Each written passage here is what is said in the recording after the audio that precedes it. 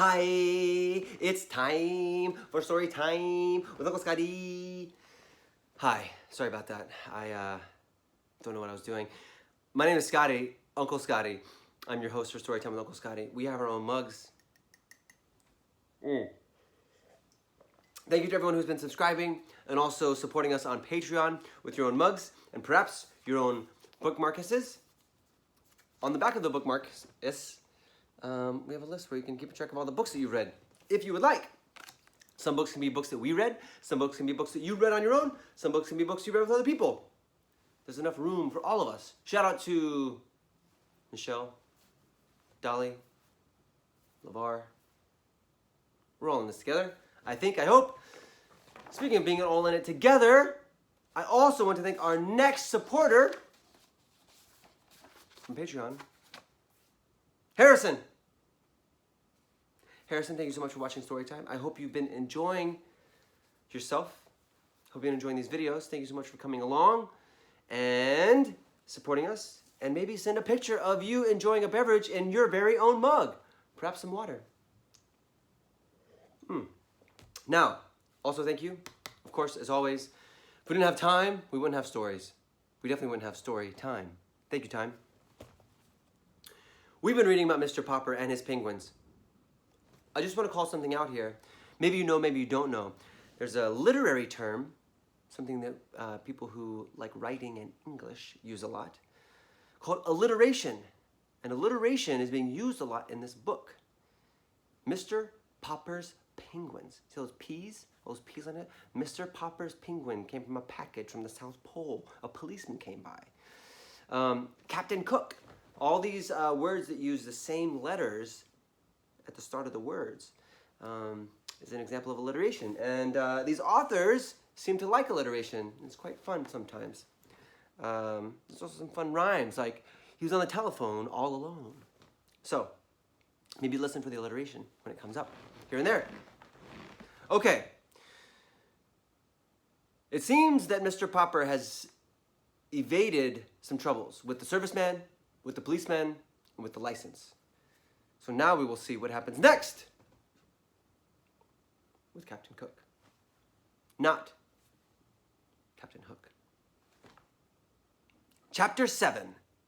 Captain Cook builds a nest. Very reluctantly, Janie and Bill had to leave Captain Cook and go to school. Mrs. Popper was busy in the kitchen, rather belatedly doing the breakfast dishes, sort of later in the day. And while she dimly realized that the penguin was going in and out of the refrigerator pretty frequently, she thought nothing of it at first. Meanwhile, Mr. Popper had abandoned his telephoning and was now busy shaving and making himself neat in honor of being the owner of such a splendid bird as Captain Cook. But the penguin, though thus neglected for the moment, was by no means idle. With the usual excitement and having to go to the market earlier than usual, Mrs. Popper had not yet gotten around to straightening the house. She was an excellent housekeeper. Still, with two children like Janie and Bill and a husband with such untidy ways, messy Mr. Popper, there was no denying the fact that she had to pick up the place rather frequently. Pick up the place. Captain Cook was now attending to the picking up. Into the corners of every room, he prowled and poked and pecked. Prowled and poked and pecked with a busy thoroughness. Into every closet, he stared with his wide-circled eyes. Under and behind all the furniture, he crowded his plump figure with little subdued cries of curiosity, surprise, and pleasure. And each time he found what he seemed to be looking for, he picked it up in the black end of his red beak and carried it, waddling proudly on his wide pink feet, into the kitchen and into the icebox.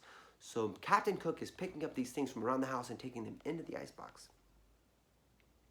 At last it occurred to Mrs. Popper to wonder what on earth the busy bird was up to. Wonder what the busy bird was up to. When she looked, she could only scream to Mr. Popper to come quickly and see what Captain Cook had done now. Mr. Popper, himself looking rather remarkable, and as Mrs. Popper noticed later, joined her in staring with astonishment into the refrigerator. So they're there, staring with astonishment into the refrigerator. Captain Cook came up too and helped them look. "Work, work," he said with triumph. Mrs. Popper laughed, and Mr. Popper gasped as they saw the results of Captain Cook's trips through the house. 2 spools of thread, 1 white chess bishop, and 6 parts of a jigsaw puzzle. A teaspoon, and a closed box of safety matches. A radish, 2 pennies, a nickel, and a golf ball. 2 pencil stubs, 1 bent playing card, and a small ashtray. 5 hairpins, an olive, 2 dominoes, and a sock. A nail file, 4 buttons of various sizes, a telephone slug, 7 marbles, and a tiny doll's chair. 5 checker pieces, a bit of graham cracker, a Parcheesi cup, and an eraser. A door key, a button hook, a crumpled piece of tin foil, half of a very old lemon, the head of a china doll, Mr. Popper's pipe, and a ginger ale cap. An ink bottle cork, 2 screws, and a belt buckle. 6 beads from a child's necklace, 5 building blocks, a darning egg, a bone, a small harmonica, and a partly consumed lollipop, 2 toothpaste lids, and a small red notebook. "I guess this is what you call the rookery," said Mr. Popper. "Only he couldn't find any stones to build his nest with." "Well," said Mrs. Popper, "those penguins may have heathen ways at the South Pole, but I declare I think this one is going to be quite a lot of help around the house." "Ork," said Captain Cook, and strutting into the living room, he knocked over the best lamp. "I think, Papa," said Mrs. Popper, "that you had better take Captain Cook outside for a little exercise." "Good gracious, but you're all dressed up." "Why, you almost look like a penguin yourself." Mr. Popper had smoothed down his hair and shaved off his whiskers. Never again would Mrs. Popper have to reproach him for looking wild as a lion. He had put on a white shirt with a white tie